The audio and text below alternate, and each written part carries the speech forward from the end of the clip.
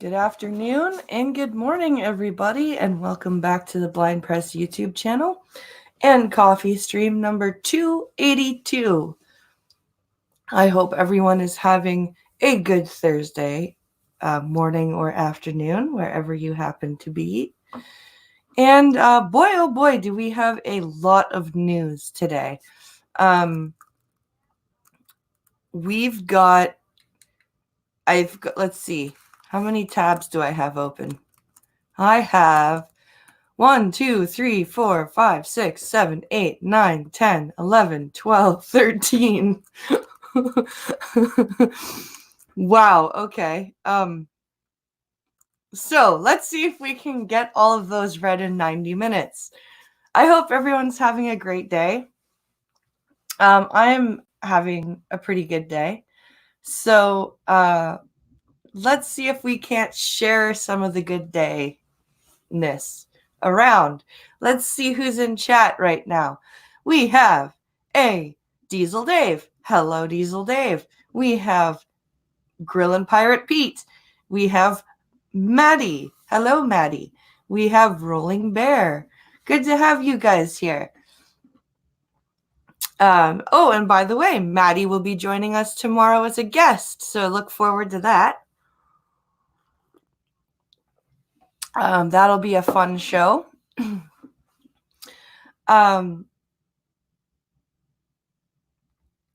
We replaying Skyrim, watching the stream, and smoking some ribs on the smoker grill. Ooh. I love ribs, especially on the grill. Ribs are great. Oh my god. God damn you, Grillin' Pirate Pete. Now I want ribs. A curse upon you, sir. Hello, Fury Kitten. Also, guys, since I had to redo or reset my history for the last 24 hours, I noticed that Nightbot was not working. So I'm going to go back in and look at that. But if you are willing/able, please consider going to either the GoFundMe link or the Streamlabs link in the description. It is greatly appreciated. Money is going, the GoFundMe money obviously is going to the wedding, and stuff that I get for PayPal is, most of it's going to the wedding as well. Some of it has, oh shit, emergency groceries, but most of it is going as well to the wedding on top of the GoFundMe. So thank you so much. Serena Mantine, hello. Glad to have you. So let's see here. Let's get the screen shared and get to the news, shall we? Let's do this. All right. Share screen, please. Yes, application window. So the first article I have is actually an article about blind people. This might be a record for me getting the hell out of Toronto. Holy shit, you're done? Hello, Seamus. Okay, I shall drink every time Safari fucks up. Oh boy. Well, hopefully, I don't know. Are you hoping for fuck ups or not?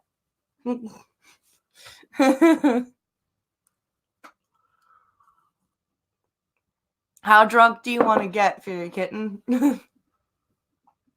Okay. Let's see this. So this headline here says, when things go wrong for blind users on Facebook, they go really wrong. And the subheading says, the social network wants to be accessible, Blind users and former Facebook workers say it isn't doing enough. So this is from yesterday. Let's see here. Links. So many links that are not helpful. Okay, here we go. Last December, Tasha Kemmel agreed to participate in a Facebook study. A professional academic coach at a college, Kemmel Link had been blogging about Facebook's problems with accessibility for blind people like her and complained directly to the company. She was used to not hearing back, but this time a Facebook envoy had humbly reached out, admitting that Facebook is not as accessible as it should be, and the frustration with accessibility gaps you and others share with us is understandable. He was trying to make things better. Facebook offered Kemmel a $75 gift card for her time, but the researcher soon realized the website for choosing a gift card wasn't fully compatible with the screen readers blind people use to browse the web and asked if Kemmel would be okay with an Amazon gift card. The roadblock felt all too familiar. I'm really not okay with having fewer choices than the non-screen reader users who complete this survey, and you shouldn't be okay with it, either, Kemmel responded, and when she didn't hear back about a fix, she withdrew from the study. Okay, so when you say not fully accessible, what does that mean? Because there are plenty of things that are not fully accessible, right? But are still usable. You know what I mean? Like, could you have picked a gift card with the help of somebody? Or are you just being one of those people where I shouldn't have to ask for help, so therefore you won't give me what I'm asking for, so I'm not going to answer? Or so I'm not going to do the survey. I don't know. Let's see. Advertisement. The slip-up felt using Facebook while blind. Oops. Biz advertising. Frame. Link. Where's this? Safari busy. Browsing the web while blind. Sometime. Where's browsing the the web link? Browsing the web while blind is supposed to work like this. Screen readers like VoiceOver, an Apple product for mobile and desktop devices, and TalkBack, Android's equivalent, read aloud every option on a given page as users lightly flick the screen. In the Facebook app, it might run through options like message friends, status, photo, and notifications, and read the contents of newsfeed posts. When they encounter an image, the screen readers are supposed to read aloud an alt-text description, one that has been entered manually by a user or, increasingly, been devised by artificial intelligence software. When screen readers encounter an element they don't understand, they might read image or may contain text, effectively locking the user out. That doesn't lock the user out. What do you mean lock the user out?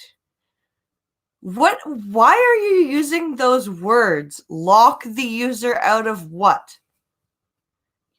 I believe what you mean to say is the screen reader reads the image as image may contain text, which does not describe the image. Are you trying to present the image of blind people being physically barred from social networks like Facebook because of that? Because that's disingenuous, and I don't agree with that at all. Interesting. An article about a website interesting, says Grill and Pirate Pete. An article about a website not making things accessible for blind people is making it hard to start the article for the blind person. Yeah, that's true. Hi, Lucky Pop-Tart.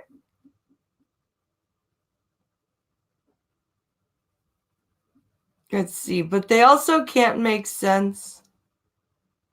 They also can't make sense of or appreciate the new gender inclusive emojis. True.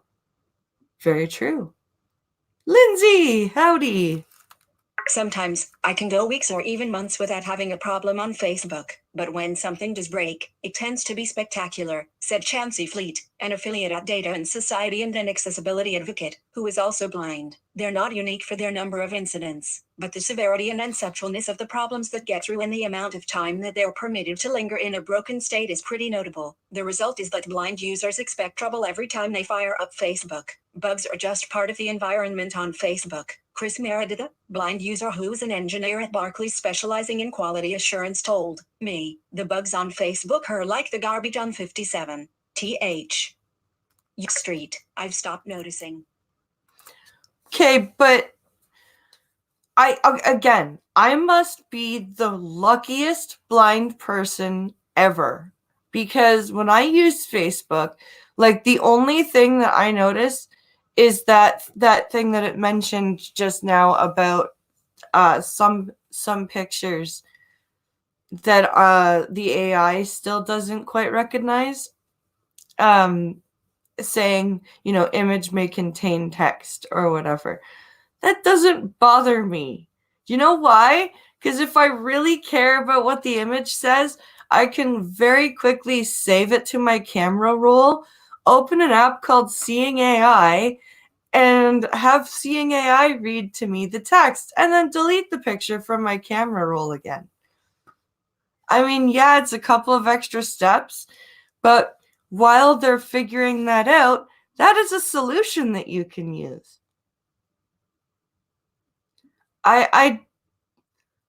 People still use Facebook, says Mr. Goatman? Yeah, sometimes.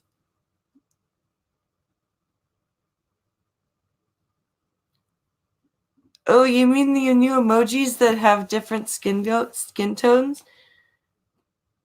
Blind people can't make use of different race emojis, almost like they're colorblind. Yeah, we can.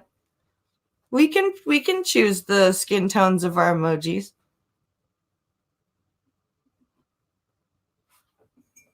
I just choose not to. As a rebellion, I'm like, nope, I'm not doing that. Okay, let's carry on here. Advertisement. Look, more advertisements.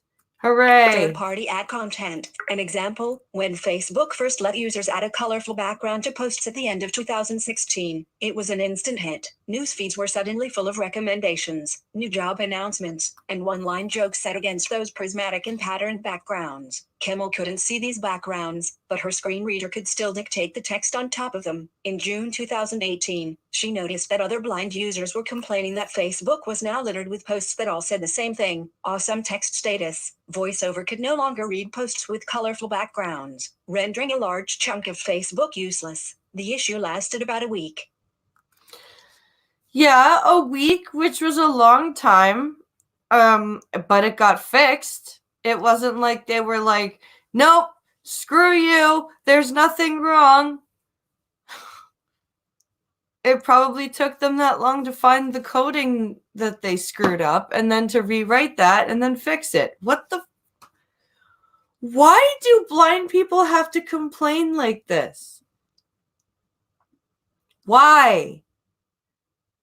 What do they think they will accomplish? What do they think they will accomplish by bitching like this over the smallest thing? Like, had Facebook not tried to fix the thing right away, then I could see them bitching. But within a week, I think that's a acceptable time limit. Taken alone, that may not sound like a big deal, but then there's another bug, and another, according to blind users. For about 2 weeks in 2018, Facebook Messenger, your link, stopped, allowing VoiceOver to read back to blind users what they had typed. There was a bug in which new notifications would interrupt VoiceOver as it read newsfeed posts, forcing the app to restart the passage. Over the past year, blind users who manage pages on Facebook have had trouble banning people and inviting people to like their pages. Since its debut in 2016, Facebook's marketplace platform for selling secondhand goods has had problems with unlabeled buttons and reading back listings. Instagram stories are completely inaccessible to blind users, despite having been on the app for 3 years and being one of Instagram's most popular features. Yeah, Facebook needs to focus more on Instagram than Facebook because Facebook is, for the most part, accessible. I don't understand. Why are blind people bitching more about the little flaws that keep getting fixed with Facebook when Instagram is still almost unusable?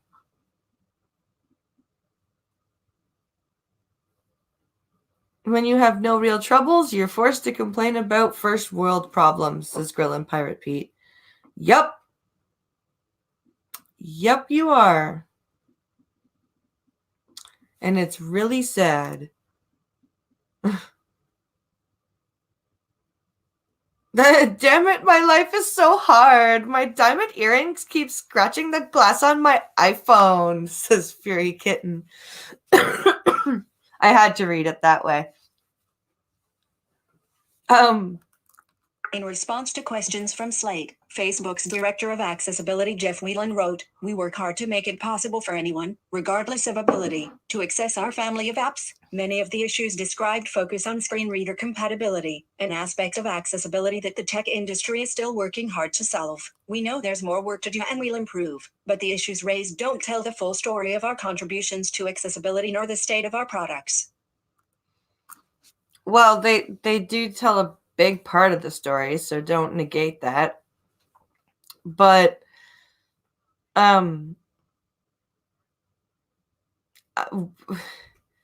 but you're right. The tech industry is still taking is still learning about screen readers and how they work. It's taken a long time for it to get into the mainstream, but it is. Yes, Facebook does own Instagram, yes. Hello, Green Badger. Glad to have you here.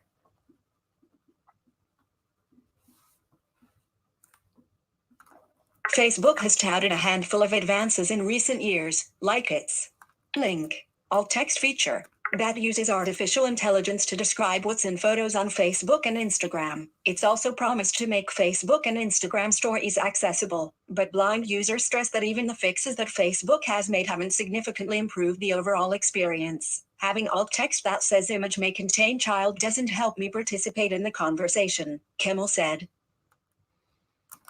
Okay, but it's a start. Like, don't you understand that? Don't you understand that that is a start? What, you want it to be perfect right away? Like,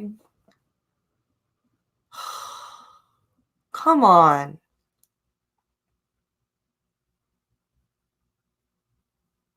So, well,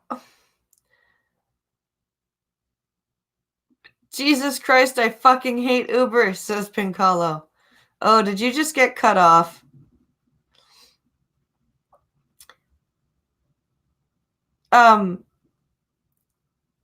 I'm just... Why does the blind community have to bitch like this? And seem like they have no appreciation for what has been done? Seriously, I don't get it. Idiots not knowing how tech advancement works, says Maniac Man. Exactly. Exactly. Heading level 1. Get Slate Live now. No, I don't want Slate Live, thank you. So that's that article. So there's if you happen to have been at a Lego brick show, if you are a British person that watches my stream, please pay attention to this. So it says norovirus outbreak at Lego brick show being investigated. A number of people report falling ill after attending a Lego brick show in Bristol. So, anybody who has been to the Lego brick show in Bristol, be careful, because you may have caught norovirus, which is not a fun thing to have. Would it be better if they quickly implemented the algorithm and and pictures of hot dogs as sexual content? That would be funny. The world's largest tire producer is Lego. Wait. Just making sure. Yeah, the world's largest tire producer is Lego.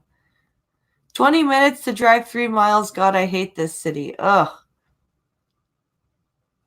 Norovirus is a flu on crack, basically.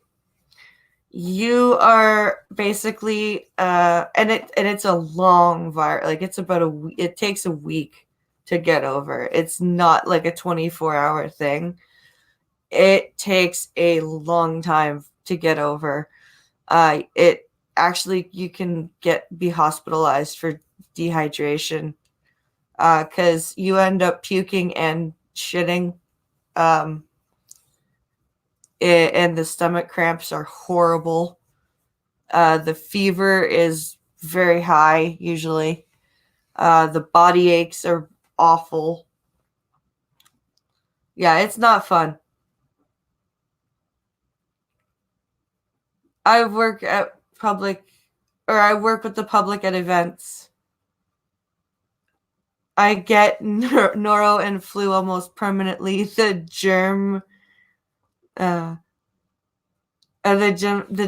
covered germy bastards. Yeah.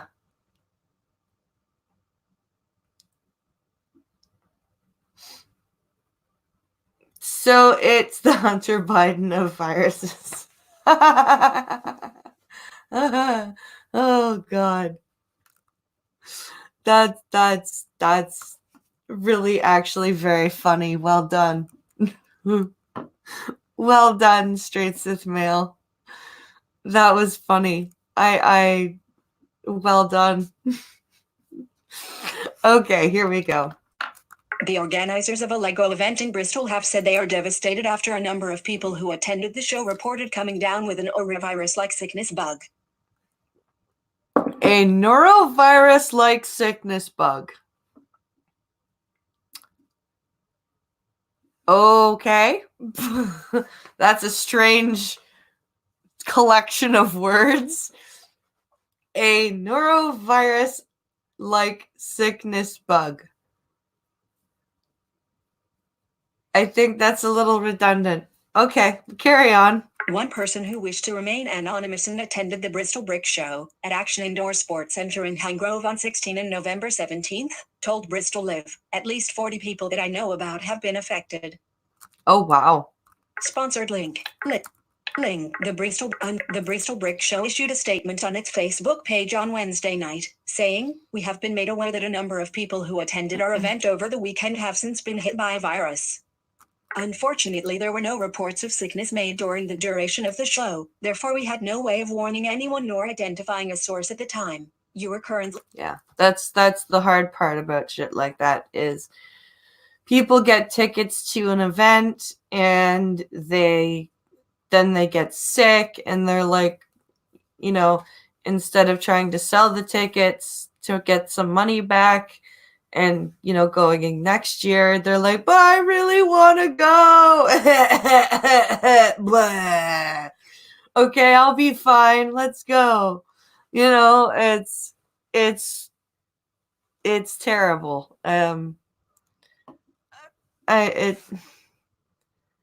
I hate people when they do that.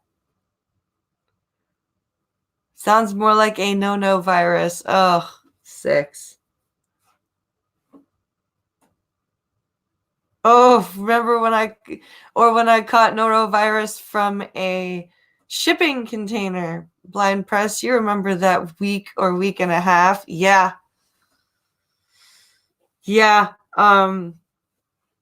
Pink Hollow, actually, he got really, he could not stop, could not keep anything down. He had to go to the hospital.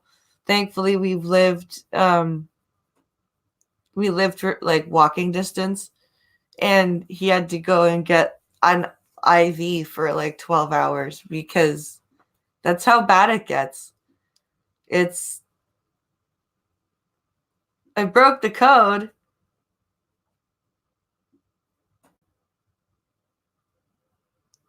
I had it when I was a kid, and then a few days later I got pneumonia. It was not a fun time at all. Missed almost 2 months of school. Yeah, that can happen. That can happen. So, many of you will know that Bristol has recently seen multiple cases of norovirus affecting schools, hospitals, and other businesses in the area, and the combination of that plus almost 4,000 people through our doors over the weekend seems to have contributed to an outbreak. We held the same event at the same venue last year with no known issues, so we're confident this is an unfortunate and isolated incident. As the organizers, we are devastated that this has put a damper on an otherwise successful show. Why are you all crackly like? So you're devastated, huh? Heading level 3. More from Bristol. So that's that. So if anyone that's watching has been to the Lego Brick Show in Bristol, I hope you're not sick, because norovirus is no joke. So this is from Gunfox.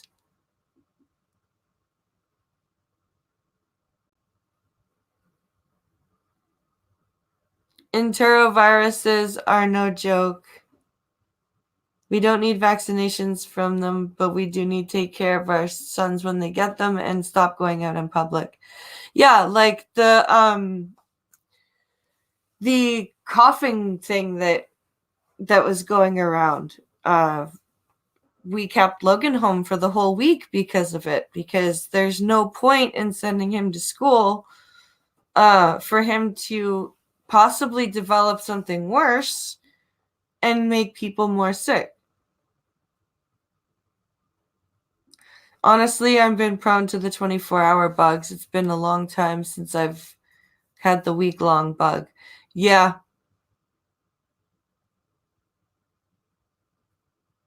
I remember when I got something like that a few years ago. Was driving home and I almost puked in my car. Was glad it didn't strike me while I was still at work. No kidding. Got to go, friends. Hit you up later. All right.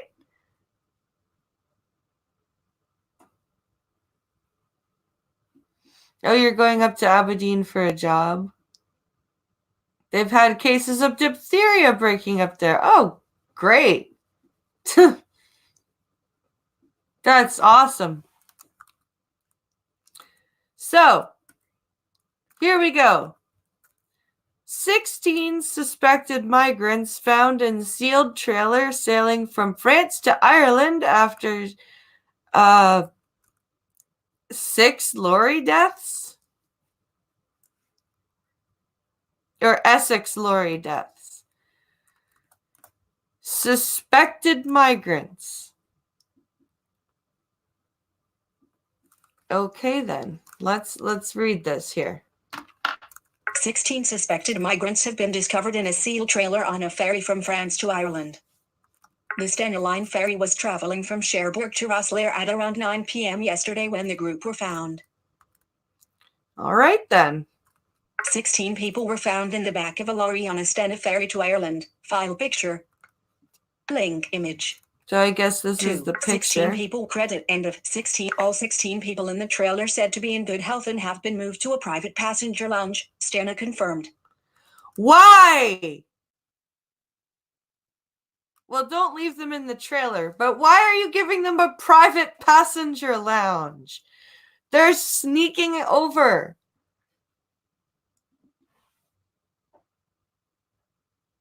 Yeah, suspected. Pretty sure they are, says Maniac Man. No kidding. Suspected Asians, this fairy kitten. Maybe they just bought the really, really cheap ticket. Yeah, maybe. Stena said in a statement today, during the Stena Horizon's 9 p.m. sailing from Cherbourg, France, to Rosselaar in the Republic of Ireland on Wednesday, November 20th, one of our employees during a routine inspection discovered 16 people in a sealed trailer on the vehicle deck. Yeah. Yeah, maybe they just bought the ride in the car option. Stena Line has alerted security and immigration officials in Rosselaar so as the necessary arrangements can be made for the group on the vessel's arrival in Rosselaar. The vessel is scheduled to arrive at approximately 3:30 p.m. today. Well, at least they've alerted the proper authorities. On Tuesday, York Link. 25 migrants in a refrigerated container were found on a ferry traveling from the Netherlands to the UK. A refrigerated trailer? That's not a smart place to travel. The Britannia Seaways ship returned to the port of Vlissingen, near Rotterdam, after the stowaways were discovered. Ah, they went back to port. Guess they were not that far out. Dutch cops said 23 people were transferred to a police station after medical checkups, while 2 were receiving extra care in hospital. It comes after 39 bodies of Vietnamese migrants were discovered in the back of a refrigerated lorry in Grays, Essex, last month. 39? Holy crap. You're not... Okay, if you're gonna hide in a trailer to come across, don't hide in a refrigerated trailer.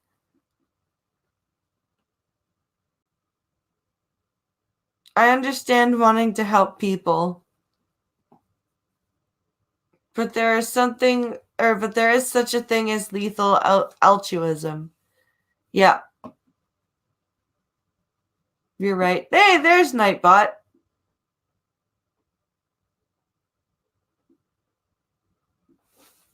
Where have you been, Nightbot? Link. Ronan Hughes and 30, both of Coarma, are both being sought by police on suspicion of manslaughter and human trafficking. This is personalized for you. Managed. This is personalized for me, is it? How is it personalized for me? I don't subscribe to this publishing service thing. So how is that personalized for me? I think you're lying. I think you're telling a lie there, Sky News.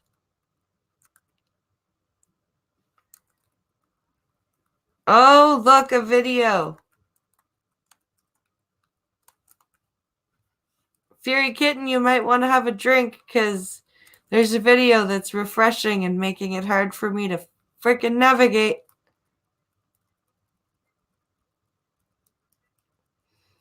Must find the video.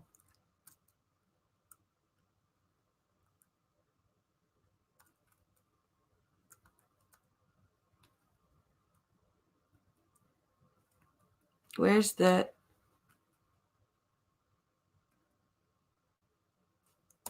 Yes, close autoplay video player, please.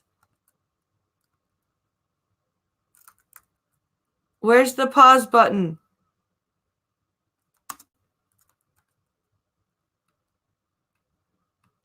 Oh, thank God. Okay. Got it. So this is a car that tried to, so this is the Secret Service looking at a car that tried to drive into the White House. They are, looks like someone wanted to do some four-wheeling on the White House lawn, says Grill and Pirate Pete. Yeah, pretty much. So let's read about this intrepid person, shall we? Members of the U.S. Secret Washington, the Secret Service said a person was in custody Thursday after the agency stopped a car trying to enter White House property. Because, that's what you do, right? You get up one day, you get into your car, and you're like, I want to drive to the White House and see if I can get through the security. Secret Service spokeswoman Julia McMurray said in a statement that at approximately 4:45 a.m. an unauthorized vehicle attempted to gain entry to the White House complex by following another vehicle that was lawfully entering at an external complex checkpoint. Yeah, because no one's going to notice two cars instead of one at 4:45 in the morning, you moron. Oh my God. As Pincalo says, damned Uber drivers. She said the vehicle was immediately taken into custody by Secret Service officers and charged with unlawful entry. I bet it was. What a stupid thing to do. At 6:16 a.m. Eastern Standard Time, about an hour before the announcement, the Secret Service announced road closures around the White House as agents were responding to a suspicious vehicle. Good call. 6 minutes later, the agency posted another tweeted that the roads remained closed and that D.C. Metropolitan Police Department officers from an explosive ordnance disposal unit were at the scene. Oh my. That escalated quickly. I guess it was a precaution. Well, I hope it was a precaution. Washington Police spokesman Karima Bilal said the unit did not find any hazardous materials in the vehicle. Yeah, looks like it was just a precaution. Members of the U.S. Secret Service examined belongings. Members of the U.S. President Donald Trump was at the White House at the time of the incident after returning from Texas on Wednesday night. He was tweeting about unrelated matters from his account around the time of the incident. Oh boy. Yeah, he was tweeting about unrelated matters. Let's see. Standard potential security breach follow-up. Yeah. Images from the White House showed uniformed men combing through what appeared to be piles of clothes beside a black Mercedes SUV, which he said was the vehicle that had tried to enter the checkpoint. I guess he lived in his car. Twitter embed complimentary. Link. Neil Augenstein screen name. Link. Middle link US. Link. At Secret Service. York has unloaded clothes and other items from Mercedes SUV at White House checkpoint on Pennsylvania Avenue at 17th Street. Block. Quote. So that's just a tweet. So. Link. Police combed through piles of clothing and other items removed from suspicious Mercedes SUV at White Link. Time posted. November 6th. Middle dot. Busy. Link. Goddamn links. Nobody wants to hear about links. Looks like that's the end of the story. Okay. Next story is the titular story from Pincalo. Are you ready to get angry? Are you ready to get angry? Because I sure am. Too bad Gun Fox is working. Because I'm sure he would love to... Oh, yes, close that, please.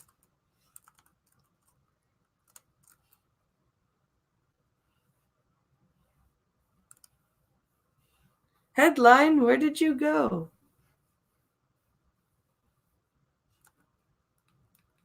Headline. Did you put me at the bottom of the... Oh, you did. You bastard.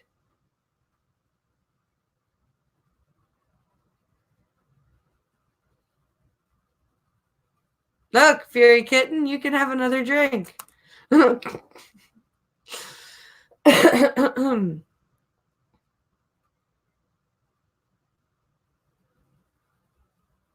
Link. Oh my God. So much link.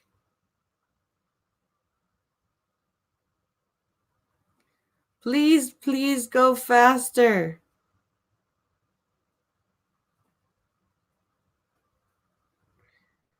For the love of God. Oh my God, I'm finally at the article. Holy crap. Okay, that was painful.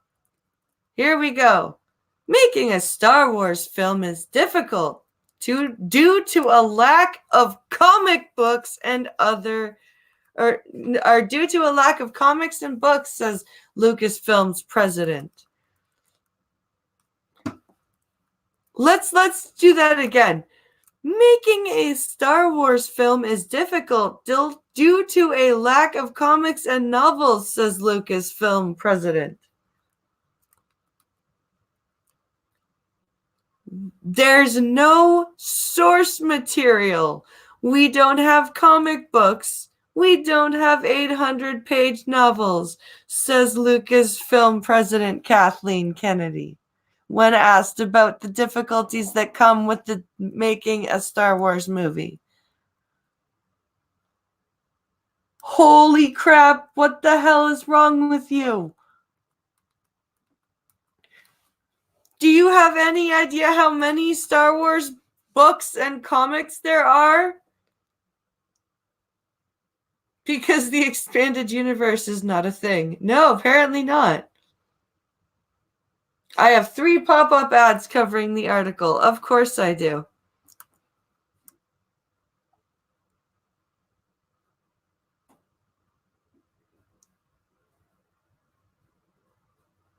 There are so many pop-ups on that site, it's gross.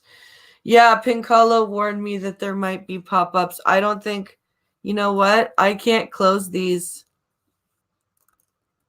relevant ads. Let's see. Where can I close these?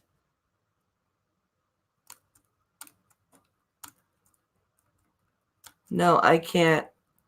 Damn it. But anyway, you know what I'm going to do? I'm just going to go on a 5-minute or a few minute rant for a moment. The fact that this dumb bitch is saying this is ridiculous. First of all, the whole thing about Star Wars is that the books and stuff came after the movies, right? It was supposed to be the books were based on the movies, not the other way around. However, there is so much canon now, there is so much content in the expanded universe that you very well could base movies off of them. Specifically, a series I think Disney would really benefit from doing, either some movies or a TV series, is the Young Jedi Knights series. The series of Luke's school on the moon around Yavin 4, the Jungle Moon, where they have because in that series, Han and Leia have 3 kids, Jason, Jaina, and Anakin, and they are all at the school. And then there's Chewbacca's nephew, and there's a princess from a different planet. There's so many things that can like give you content, but almost none of the expanded universe is canon anymore. Yeah, well, Disney kind of shot themselves in the foot then, didn't they?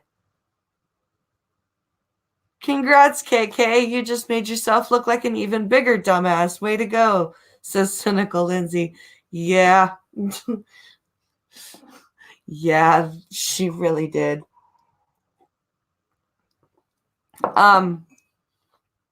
But yeah, it's just the stupidest thing. I can't believe she actually said that with a straight face. That's ridiculous. Oh, man. So, here we go with this story.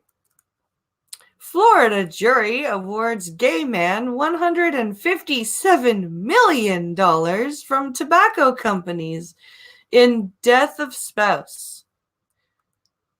This is the first time a same-sex couple has pursued a wrongful death case against the tobacco industry in the U.S., an attorney for the plaintiff said. Does it matter that he's gay?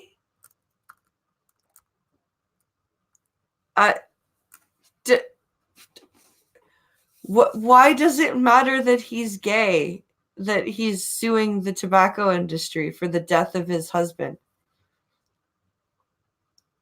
I mean, like, is this just hooray, a gay man won money because gay? It's news because butt stuff, says the Fury Kitten. I guess. Doubt it had anything to do with the fact they're gay. Sensationalism garbage. Yeah. They had the vision of George Lucas for the next 3 movies and they threw it all away. Yep.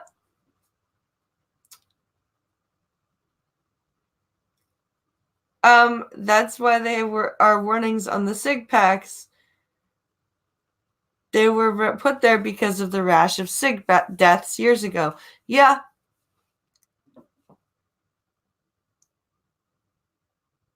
Had to push. Yep.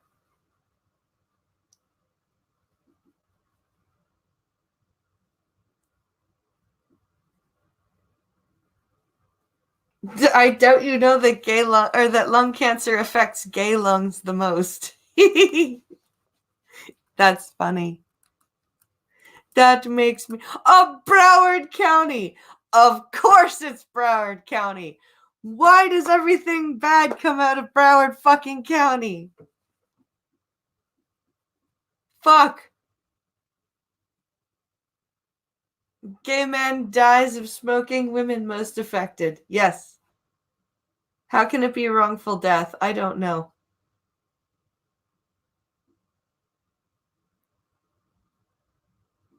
But I thought pink lungs were healthy lungs. Fabulous lungs. Flaming lungs. Oh my God. Okay. Edward Caprio was diagnosed in 1996 with chronic obstructive pulmonary disease. It would be 22 years before the disease killed him. He died early last year at 74. Okay. So he was diagnosed with COPD in 96 and probably chose to keep smoking.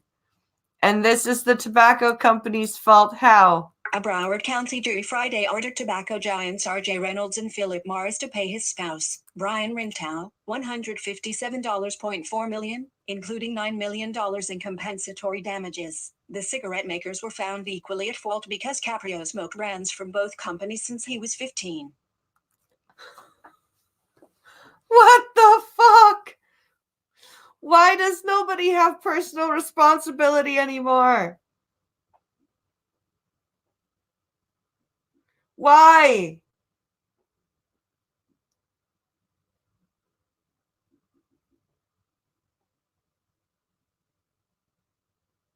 I just watched a guy on a bicycle get hit by a car in my rearview mirror. God, I hate this city. Holy shit. That's holy fuck. On the highway? The jury blamed the tobacco companies for manipulating the addictive nicotine levels in cigarettes and marketing them to adolescents. When Caprio started smoking in the late 1950s, the health risks were not as well known as they are now. Yes, and that's why there's warnings on the packages. It is the first wrongful death case against the tobacco industry in the United States involving a same-sex married couple, according to Rintow's attorney, and perhaps the first of its kind regardless of defendant. You are correct. How is it the first of its kind? How do you think the fucking warnings got on the packages? from the class action lawsuits, from all the deaths. What kind of lawyer are you?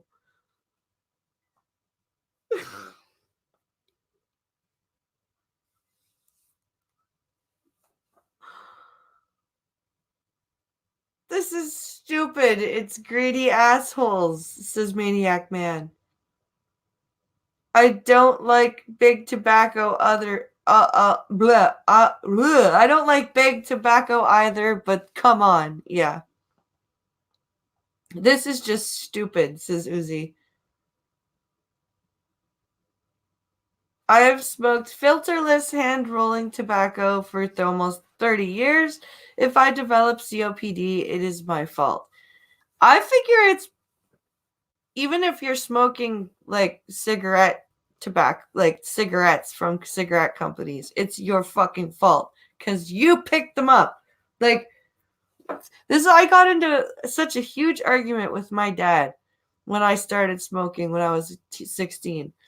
Because he was like, your friend made you do it. You wouldn't have started smoking if your friend hadn't been smoking. And I'm like, yes.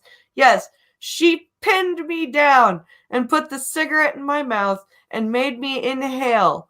You frickin' retard. Oh. No warning at all. Perfectly normal to cough up black tar every morning. Yeah, exactly. It's emotional appeal crap. That's all it is. Yep. But the warnings are not specifically for the gays, says Fury Kitten. That's true. How very homophobic. It should say, honey, hold on, dear darling, before you buy those cigarettes. Take a look at this warning, sweetheart. This is the largest award in a tobacco case in the last 5 or so years, and it is the only time that a same-sex couple has pursued a wrongful death case against this industry in Florida or anywhere in this country, said Jonathan Dansky, one of the plaintiffs' 4 attorneys from Schlesinger Law Offices, Pennsylvania. For that matter, I am not familiar with any other same-sex wrongful death verdict of any type. You're not aware. Have you looked? Under Florida law, a surviving spouse in a wrongful death case cannot sue unless the couple married before the illness that caused the death, Gdansky said. Rintoul and Caprio did not get married until 2015, days after the U.S. Supreme Court made marriage legal for same-sex couples nationwide. Well, it's not like they had much of a choice, is it?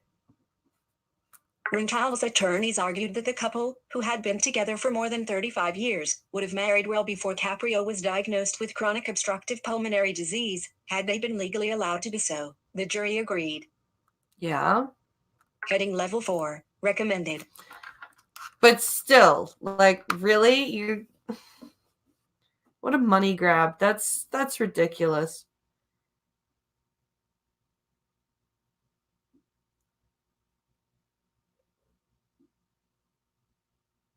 Let's see.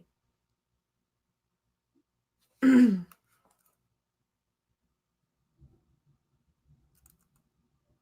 right, here. Next story. Here we go.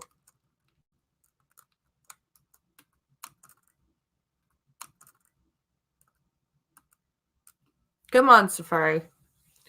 Don't go busy on me. So this is a Reuters article. Come on, behave. Okay, so Hitler's top hat up for auction in Germany. Of course it is. Oh my goodness. That's amazing. So, Munich, Reuters, Nazi memorabilia, including Hitler's top hat and a cocktail dress worn by his companion Eva Braun, is going under the hammer at a German auction house, drawing calls from the Jewish community to stop the sale. It deems immoral. Sorry, I don't agree with you.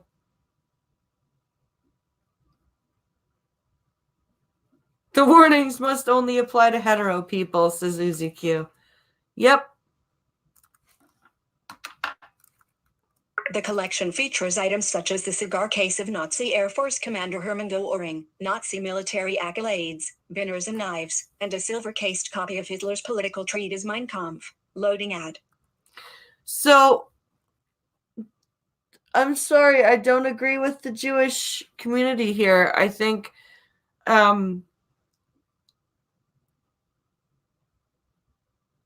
I thought they were going to say it was Hitler's cocktail dress, says Pinkolo. Well, you know, as Robin Williams said, the leather and the dancing. It was Hitler's dress. We just don't talk about it, says Fury Kitten. It's history. We should know about it, says Straight Sith Mail. Yep. There are collectors of this kind of stuff. It doesn't mean they're Nazis, says Uzi Q. Yep. Absolutely. The collection is expected to fetch hundreds of thousands of euros. The asking price for Hitler's hat alone is 50,000 euros, $55,325, and the price tag for the deluxe copy of Mein Kampf that belonged to Göring is 130,000 euros. Wow. That's a hefty price. Advertisement. Third part Bernhard. We have had Bernhard Paschier, managing director of Hermann Historica, said the auction house had been flooded with emails from individuals condemning the online sale that started on Wednesday. Of course they have, because, you know, history should not be learned about. Now I have no. Now I have Lily von Loading Stoppen This video in a top hat in my head from Blazing Saddles. That's amazing. Objects cannot be inherently immoral. No, they can't. We have had one friendly email saying they see it the way we do, meaning these are historical objects, said Paschier, whose auctions cover a range of objects, not just Nazi items. Yeah, because it's a historical society. But 99% of the emails we received included very bad insults where history is reduced to claiming we are just greedy neo-Nazis. Okay. So is really what you're saying, the email said. Advertisement. Rabbi, this is not a legal appeal to you, but busy.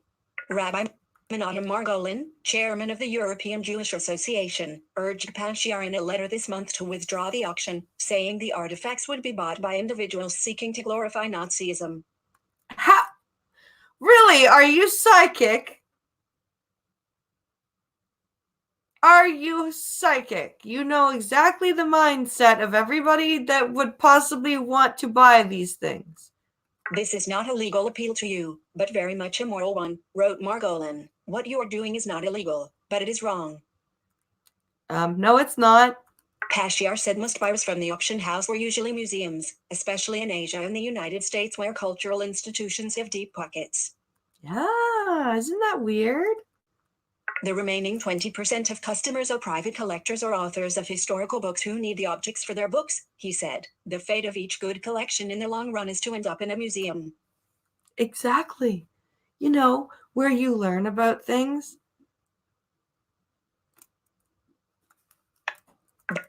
Slideshow 10. So that's the end of that Loading article.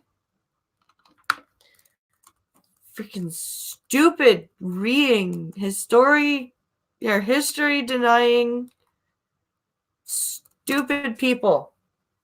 Makes me very angry.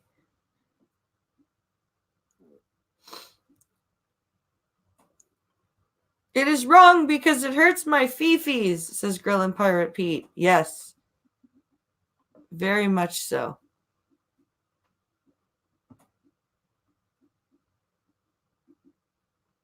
All right.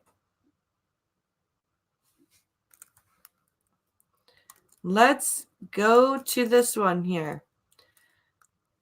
So, Ottawa woman attacked in Mexico resort. Family says Lexi York underwent 9 hours of surgery and is not well enough to return home. Wow. So that's what she looks like. That's what this is. This is the heading picture. So here we go. What was meant to be a Mexican vacation with family and friends took a nightmarish turn for Ottawa's Lexi York. On her first night at the Grand Bahia Principe Resort in Tulum, York was attacked and beaten to the point she required reconstructive surgery at a hospital in Cancun. Her brother, Matthew York, told CBC from Cancun voiceover. Lexi, 29, arrived at the resort on November 10th and was supposed to meet her mother the next day, he told CBC News. My mom was coming, so she was alone for one night and only one night. Bad idea.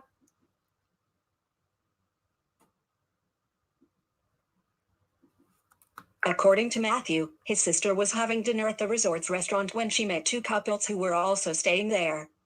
Lexi and her brother Matthew York in Toronto. End of heading level 2. Knocked unconscious. Later, when she was in her room, one of the men came and knocked on her door. He claimed his wife had heard a scream and wanted to know if Lexi was okay, her brother said.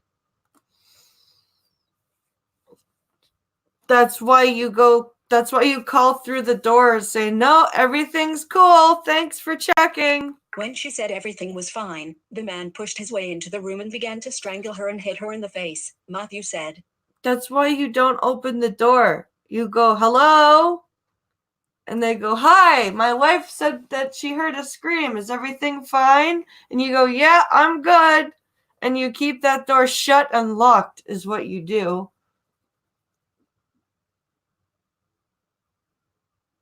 Moral of the story is don't vacation in third world countries. Yep. This is why I keep saying don't even go to the resorts. Nothing is safe in Mexico. Yep. Lexi was knocked unconscious, but was able to feel her way out of her room to seek help once she regained consciousness and then received help from another guest, he said. She couldn't see because her eyes were swollen shut. Wow.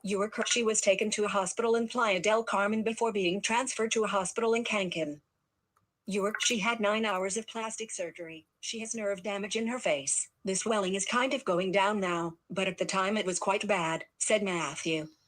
His sister is trying to be positive, he said, but she's clearly shaken up and doesn't want to be alone. Her mother arrived in Cancun the next day and Matthew joined her last Tuesday. Of course she doesn't want to be alone.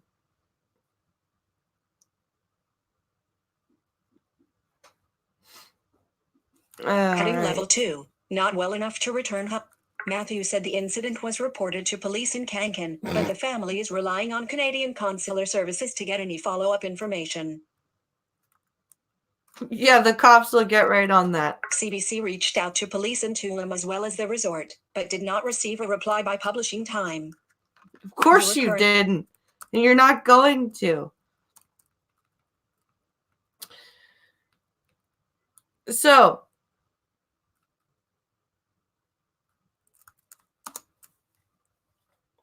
we're going to move on here to a kind of a sad story.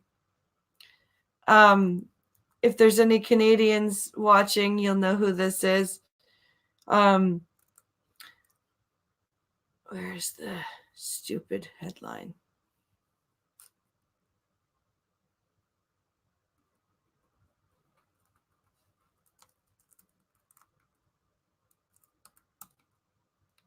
Come on.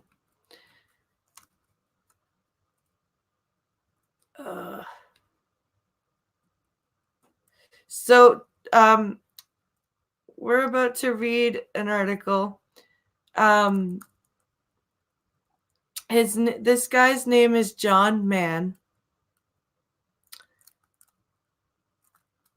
Close that.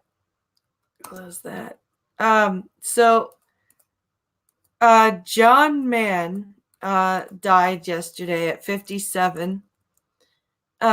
He is he was the lead singer of a band called Spirit of the West. He is actually they played Irish folk music. That was the style that they played. He was they played like their music was really awesome. There's a specific song that is very it's very well known in Canada. It's called Home for a Rest. It's a great song. It's a fun song. He had Alzheimer's. So let's see. Yeah, he died of Alzheimer's. He knew it was coming. That was the hardest part.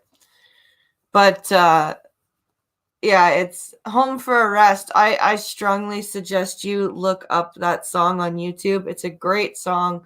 It's about a guy who goes on vacation and is basically hammered the whole time and he needs to go home and rest. It's a great fucking song. It's a fast-paced song. It's awesome. So, John Mann, whose voice rang through countless Canadian celebrations as the lead singer of Celtic-inflected Spirit of the West, has died after a battle with early-onset Alzheimer's. He was 57.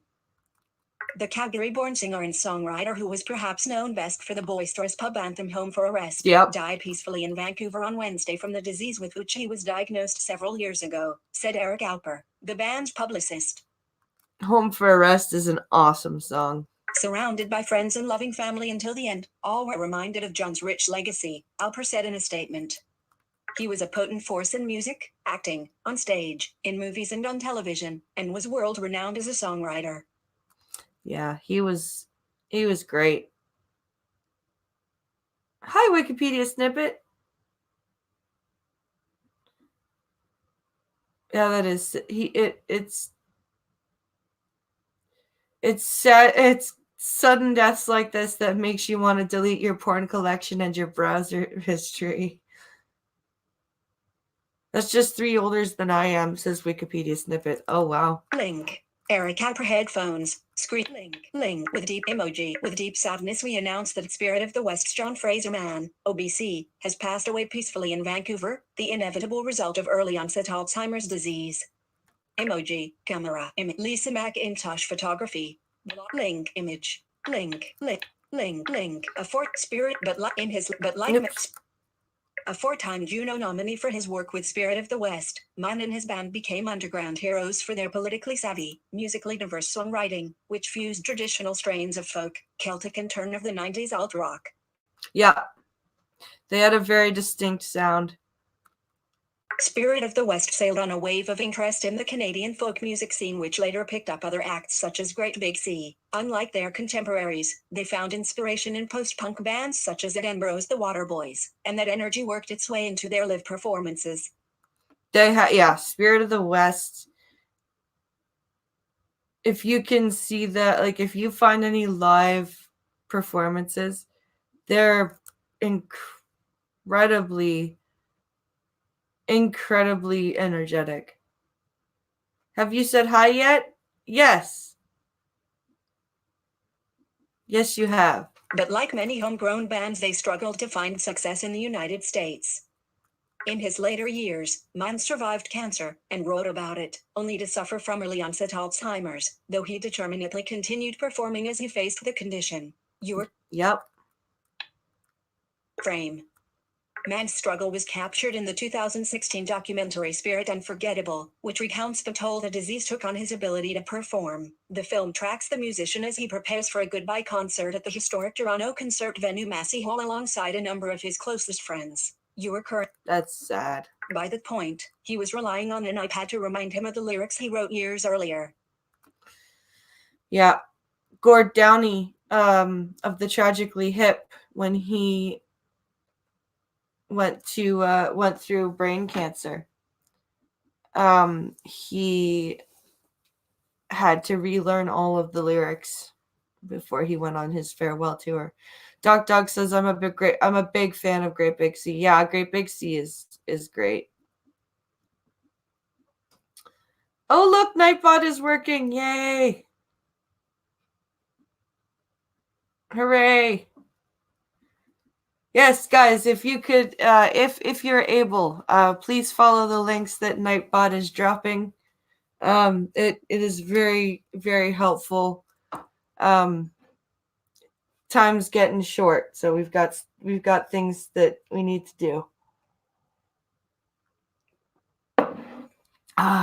Music is really comforting to me, he says early in the film. It just makes me feel good.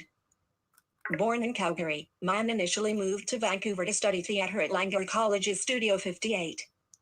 In 1983, he hooked up with Jeffrey Kelly and Jane Hudson and formed the trio Eavesdropper, though they would change their name to Spirit of the West by the time they independently released their self-titled debut in 1984.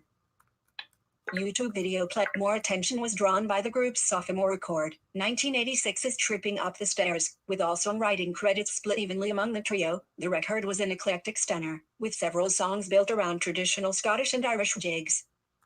In 1988, the band solidified its reputation with the acclaimed release Labor Day, and its rightly titled breakup tune Political, credited to Mann alone. The song gave the band its first real hit, and their first Juno nomination. Spirit of the West attracted the interest of major labels, signing to Warner Brothers Records in 1989, and releasing Save This House the following year, which gave the band its first platinum album, helped by the single Home for a Rest. Yeah, Home for a Rest was, it's my favorite song. It is absolutely my favorite song. Their sound evolved perhaps even more dramatically with 1991's Go Figure, which funneled the band's rootsy influences into a significantly harder rocking framework, with several songs taking aim at former Prime Minister Brian Mulroney. Even Political was re-recorded, newly jolted by electronics, and some fans resisted. A London audience petitioned the band to perform the original version, for instance. Frame. While Spirit of the West's evolution toward rock did rankle some, they've never been more popular. They struck platinum again with 1993's Faithlift, tackling issues as heavy as riots, the Catholic Church's sex abuse scandal, and Yellowknife's giant mine explosion. Yeah, they focused a lot on Canada or Canadian issues. This was back when Canadian music, when music was fucking music. When music told stories. Studio 58, not to be confused with Studio 54. Yeah.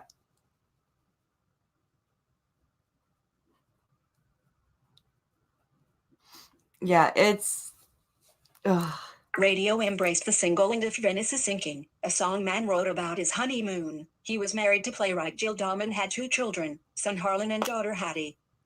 Spirit of the West remained prolific even to diminishing commercial returns, releasing 3 albums in the back half of the 1990s, and as the band wound down and eventually went on hiatus, Mann kept busy. You Are Currently Up. He rekindled his long-on-hold acting career, scoring roles on Stargate SG-1, Smallville, Battlestar Galactica, and Intelligence. Yep, he was all over the place.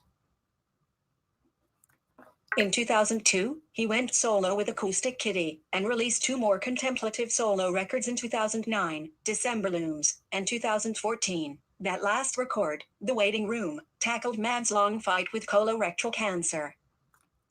Frame. He learned he was sick in 2009, and spent months confined to a hospital bed. He fully recovered by 2011. Sadly, that was not the end of Mann's suffering. In September 2014, he made public his diagnosis of early-onset Alzheimer's disease. In a note on his website, he said the diagnosis was not a shock because he'd been harboring certain fears and suspicions. But I don't want to spend any more energy trying to hide my symptoms, he said. I don't want to feel embarrassed. I want to accept what has happened and live. I will continue to make music and I will continue to do shows. You are currently on... Yeah. So that's just basically a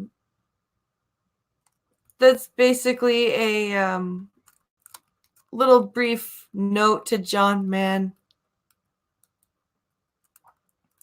And I'm gonna save the Jussie article for Maddie and I tomorrow.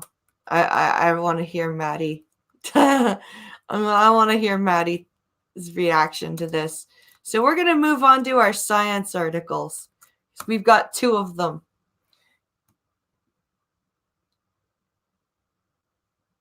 BP, I just listened to that song. It's awesome. Isn't it? Isn't it great?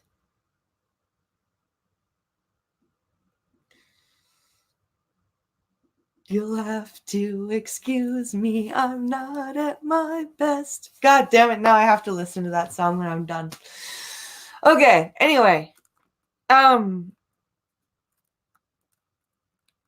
Let's see here. So what is Mercury retrograde? Astronomer explains the strange phenomenon. They actually bothered an astronomer with this shit? Really? Okay. Of course it does. Of course they did. All right, here we go. Toronto, when people act strangely or things go badly, you can be sure that someone might blame it on a full moon or Mercury being in retrograde. Yes, and those people are stupid.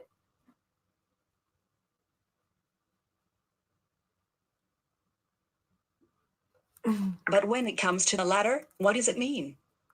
Nothing! Except that the planet is doing something interesting. If you're looking at Mercury, day after day after day, you'll see that it moves eastwards across the sky, York University physics and astronomy professor Paul Delaney told CTV's Your Morning. Yes. FSK heading level 2, related link heading level 2. This still link heading level link image. This still image from video issued by NASA's Solar Dynamics Observatory shows Mercury as it passes between Earth and the Sun on Monday, November 11th, 2019. Yes, we covered that's an image from the story I actually read, you guys. In this composite image link image. In this composite image provided by NASA, the planet Mercury passes directly between the Sun and Earth on May 9th, 2016 in a transit which lasted 7.5 hours. But then it will suddenly stop, and for about 3 weeks it'll go backwards, westwards, stop, and then resume its eastward progression, he said, laughing that it's bothered astronomers for thousands of years. Yes, Mercury does weird shit. It means nothing. That's when people get nostalgic for people, or for Queen and Freddie Mercury. That's funny. That's amusing. We can thank Jordan Peterson for this with the explanation of Epstein's death, constantly saying Mercury is in retrograde. It hasn't bothered them, says Fury Kitten. We understand we sound evacyclic loci of paths. Yep. Retrograde motion is the apparent change in movement of a planet in a direction opposite to other planets within a system. Every single planet in our solar system appears to date at some point during the year. Okay. But the U-link phenomenon is more often seen with Mercury because it rotates faster and closer to the Sun. Yeah. Delaney explained the apparent change in motion isn't because Mercury is putting on the brakes and suddenly reversing its direction, but because of a simple geometric principle. There you go. And it means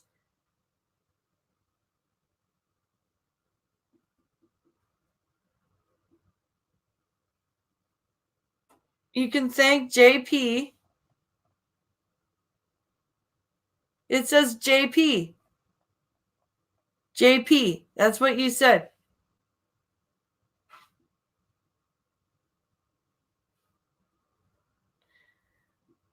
I did not say fucking Jordan Peterson Theater. What the fuck does that mean? What does dictation stop making Pincalo's messages not make sense? That Google, fix your shit. As Mercury orbits around the sun, it laps the Earth, which is also orbiting the sun, he explained. You are currently, and there's this 3-week period where literally the geometry is such that it stops its eastward motion and moves westward, stops again and then resumes, going east, Delaney said. Literally, the geometry is like this. For Mercury, retrograde motion happens 3 times a year because it goes around the sun every 88 days, so there are more opportunities to see it from its vantage point. Venus goes into retrograde after an estimated 225 days, while other planets such as Jupiter only do it once a year. Delaney also stressed that, despite Mercury's retrograde motion being associated with astrological signs, the phenomenon doesn't affect people's behaviors. Of course it doesn't. And then he probably finished up with saying, why the fuck are you people bothering me about this shit? So, here is our last story. And it's a biological story for those biology nerds in the crowd.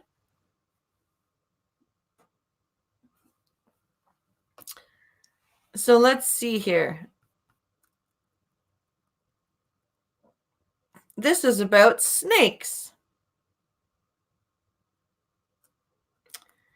This is from the Folio, a University of Alberta publication. So it says, this says, ancient snakes' cheekbones sheds how modern snakes' skulls have evolved. This is cool. So finding replaces guesswork about snake evolution with empirical evidence. So let's take a look at this.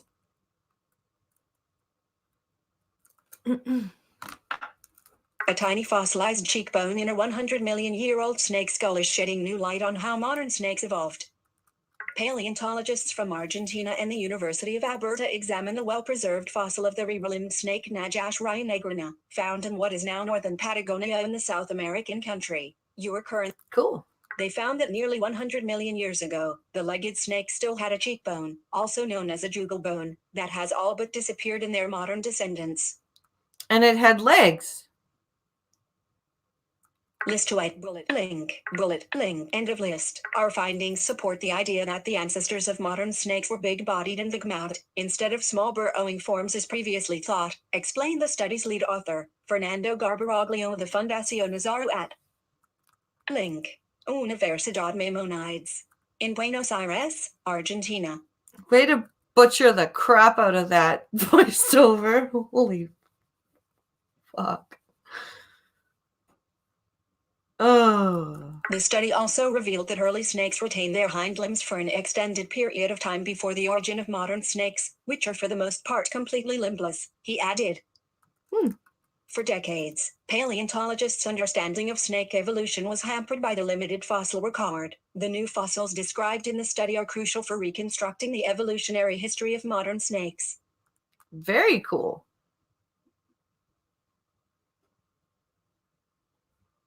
So, record keeping of a different motivation. Yes. That's really cool that they found snakes that used to have limbs. This research revolutionizes our understanding of the jugal bone in snake and non-snake lizards, said U of A paleontologist. Link. Michael Caldwell, who was a co-author on the study. After 160 years of getting it wrong, this paper corrects this very important feature based not on guesswork, but on empirical evidence. Very cool. See, finding fossils is awesome because not only do you learn things that are new, but you get to relearn things that you thought you knew. So that's pretty awesome. The fossilized snakes are closely related to an ancient lineage that populated the southern hemisphere continents of Gondwana and appear to be related to only a small number of obscure, modern snakes. The researchers used microcomputed tomography, micro-CT, scanning to visualize skull structures in the specimen. examining pathways of nerves and blood vessels as well as the skeletal structure that would be otherwise impossible to see without damaging the fossil. Yeah. The study. Link. New skulls and skeletons. Link. New skulls and skeletons of the Cretaceous legged snake Najash and the evolution of the modern snake buddy plan. Comma was published in Science Advances. Pretty cool. Pretty cool. Heading level 2. Link. Read. Link. So that's that story. That is awesome that they've found that those fossils, and they can completely relearn and reestablish the evolution of the snake. That is awesome. And those are our science articles, and that brings us to the end of our news, because there were 2 articles that were going to take a while to read, and I wanted to read them with Maddie tomorrow because I wanted to get her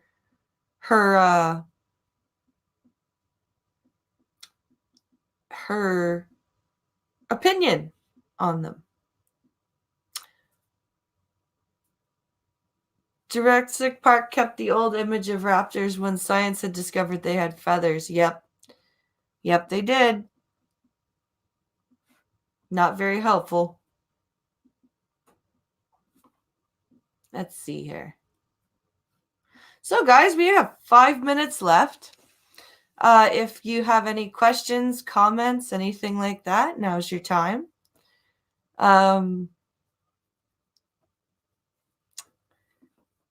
Let's see here.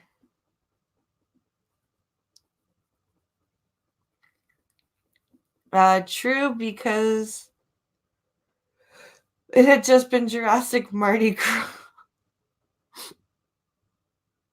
or Prendian Pride Week for them.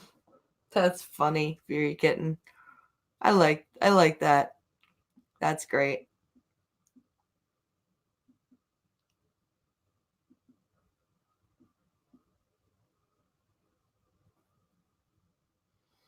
Yeah, but Jurassic Park also said velociraptors were 6 feet tall when they're really like 2. Yeah, they did.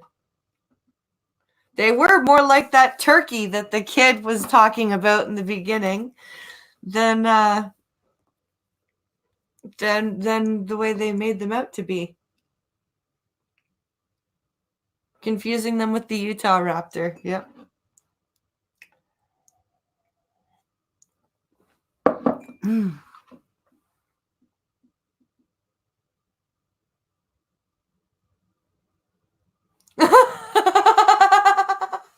CPR is just the equivalent, or the human equivalent, of blowing into a game cartridge until it works. Well done, Grillin' Pirate Pete.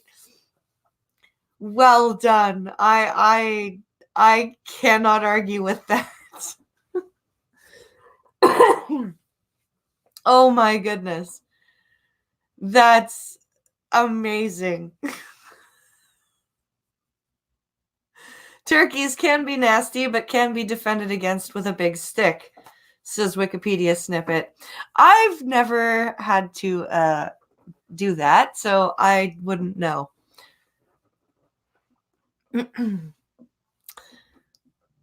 Yes, I would not know if turkeys could be defended against with a big stick, but I will take your word for it there, Wikipedia snippet.